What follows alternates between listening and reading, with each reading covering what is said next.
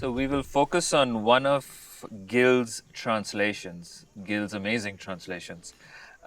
This is a text, 12th century text in Kannada by this great poet, Harihara. He's talking about his longing for Shiva. And this is 100 short shataka. We call it the shataka, the 100 poems. So I will read the poem and then we'll have a short discussion on.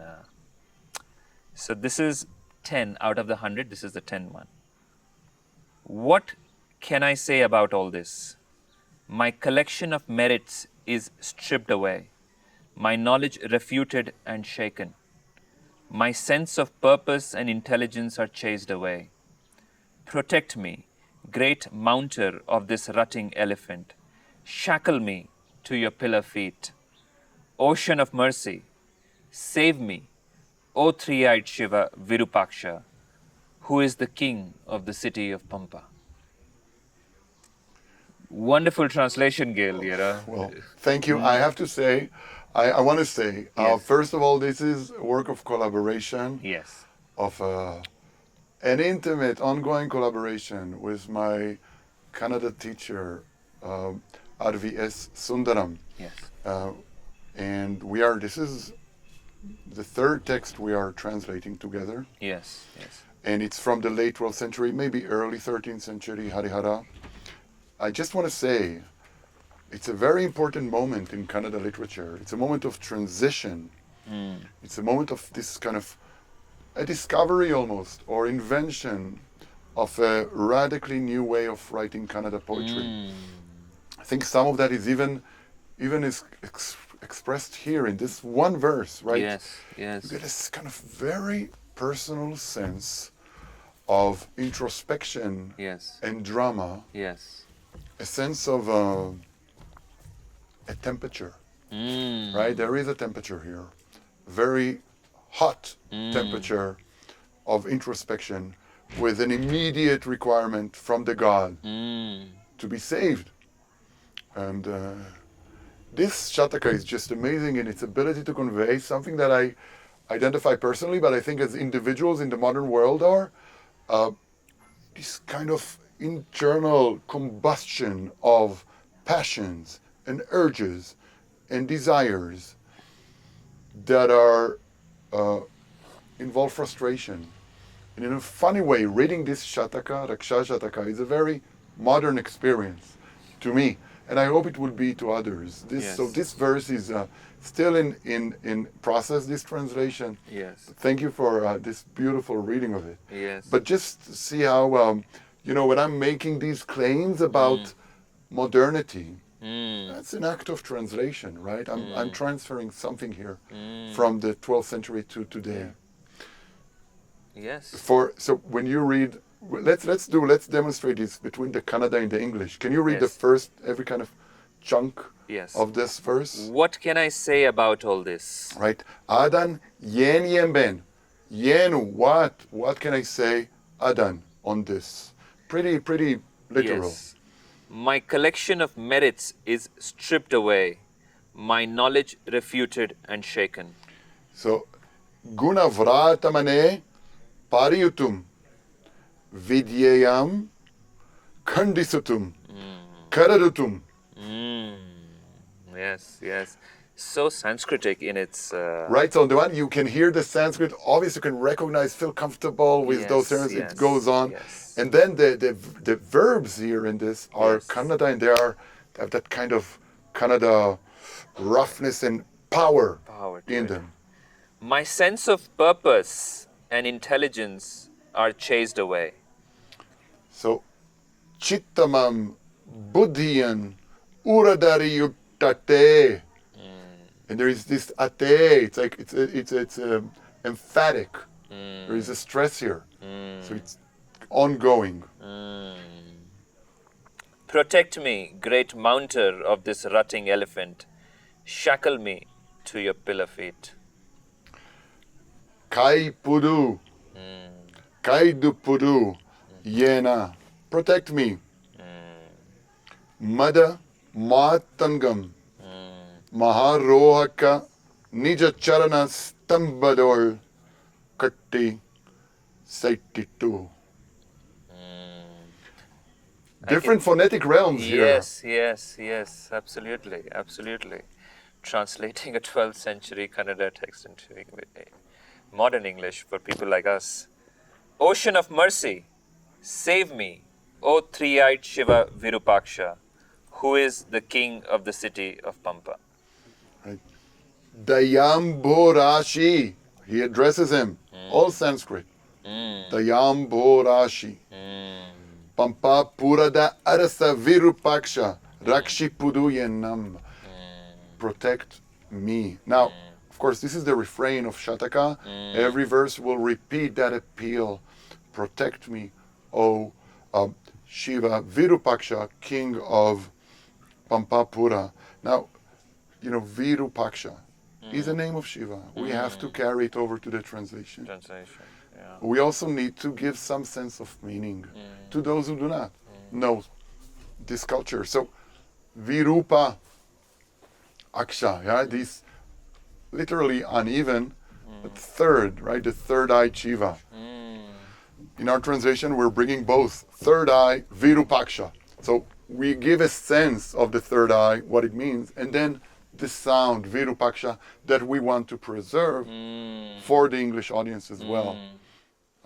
In the Indian culture, which is so sensitive to phonic resonance. Absolutely. And the religious and general beautiful poetry, ancient poetry of Kannada, but with a view of that kind of larger frame, and let's put that spice of tension between these two, which only makes it more interesting. And allowing all of this to affect you in a way which is more deeper, which is just not at a scholarly level, which is of course one level.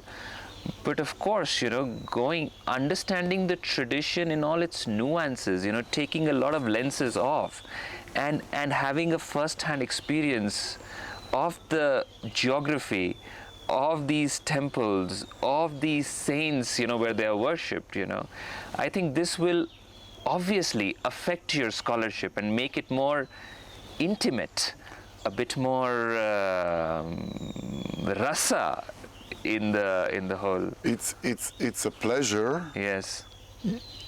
It's a pleasure to say Santoshavagide. Right? To begin with Santosha, which you come, from the Sanskrit, and ending with that, that kind of verbal conjugation of I am. Sure. But you're saying it to a real person. So that move from the bookish, which you and I love, right? That bookish, that imagined, fixed, engrossing space of the book and the text, to move with that into people and real histories and real adventures and interactions. Is it's a new kind of adventure, and it adds so much. It cannot but change you in so many ways which you wouldn't even know that it has changed you, I think. I had that point in my mind of reflection. I said, you know what? I crossed that, but I'm there. I'm not reflecting on it as much when I communicate. And when I'm operating between the scholars and the workshops and the text. And, it's like Ramakrishna's famous adage, if we can say, it's like the difference of tasting sugar and becoming sugar. Once you become sugar, what is it like? Is it sweet to become sugar? Are you? Wonderful. For other people, it's sweet. You become a teacher. You are the sugar. You are the sugar. Right? And we go back and we remember, the taste of sugar. That was. So we are moving. I think if we're successful in moving in there, although, I have no promise to offer about this, but that's how it is. You become that object that you looked at before. You become part of it. You become part of that, and this whole idea of approaching the text from an objective standpoint or from certain Archimedean point which is better than the other points. I think academia has sort of, we now know that this is not the case. We now know that there are no objective levels. We are all approaching our text, taking into account all our life experiences together, prejudices in a good way, as Gadamer would say, and then we approach the text, and then we start a dialogue with the text and allow the text to affect us, and also ask contemporary questions to the text, so a dialogical. So many things are there, right? First of all, everyone who learns Sanskrit realizes, it's just kind of an early point, realizes that it's fun to read Sanskrit in a group. It's a dialogical process of unpacking meaning from this very condensed, charged data. It's a human interaction. It's a human interaction. That's the first realization of the subjectivity. And I also think there is an ethnography of reading text that we're not paying heed enough to. Of if you're taking it from a perspective of someone from the outside who's even coming to India and developing an interaction and relationship with a teacher, and then in the actual encounter with the text, there are so many levels of meaning that emerge out of the context. But let me give you a very simple, concrete example for this. Translations need to be remade over time. You said contemporary moment, which always changes. And there is no ideal translation. Sure. There is no accurate translation. There is just that moment in time in which a translation reflects that moment through the translation in its relation to the original. Sure. A journey. My question to you is even more subjective. What I'm trying to ask you is, when you see these really charged devotional poems, and you read it 100 times because you're translating it, I'm sure it will affect you in a certain way. It will affect your inner life also. You will become the poet yourself, the poet that you're translating. Like, is that the interaction that you feel, something more visceral about these kind of charged bhakti poetry in you? I'm sure it's not, and I know it's not just me. Yeah. Taking up translation it's like to go into an intimate relationship with someone, not with the text, with the voice of the text. Becoming something familiar, something that challenges you, that you are in dialogue with, and that you carry over to yourself and onward. It's a wonderful experience. And many people, I think, that's why I don't think it's unique or exceptional, want to translate on any parameter, on any objective parameter. Yeah. Translation is a nightmare. Yes. From an academic point of view, it's not recognized enough, and it's very easily given to criticism because anyone can pick up a word and say, "Oh, you translated it this way, not this way," and so on. It invites very easy criticism. In a way, it's a very gray zone. Yes. Translation. Yes. Where you are. Like the great Ramanujan used to say, quote this Italian proverb that the translator is a traitor. You are a traitor, you're betraying both cultures, actually. You will never satisfy the original text. You will never be able to carry. And you are also cheating and doing shortcuts for the target audience. What are you doing? So there needs to be something very optimistic, actually, in even embarking on that journey. And the very fact that despite all this, what you say, a translator is a traitor to both the traditions, However, we still need translation. We cannot do without translation. Our access to our own world, as an Indian, depends upon people like you who will translate it for us, even. So it is not even a binary, their world, our world. It is like the world collapses together into Yes, so I don't even, you are translating not also for the Western audience, you're translating it for me as a Hindi speaker or as somebody who also knows a bit of Sanskrit or Bengali.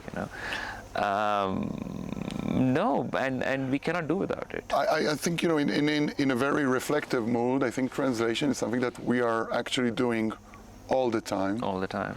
In any interaction, we are translating. We are translating an external stimuli into our internal sense, right, of self, and then from the inside outside, we are, human being is a translating creature all the time. Yes. And so these translations, yeah. And yes, go ahead. Sorry. I think there's just something that is grow and develop from that basic impulse into something very social. And very human. And now we're getting into cultures and meaning of cultures and histories and meaning making and values and ethics. And yes, and translation.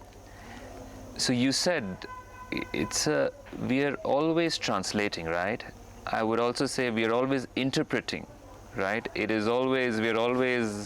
World is hermeneutical, and translation is a part of that interpretation, it's... So translation is really an act of interpretation. I love that. It's you're bringing it home. Yes. Because when and again, we see that when we read Upanishads, when we the classics, and in kind of the most immediate context of reading text in the classroom, that translation does something.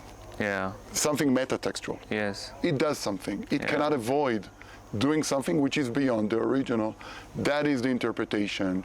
And it can be, we can philosophize what is the legitimacy, what is the extent, what is the scope of legitimate interpretation of in translation, how much we want to take it further.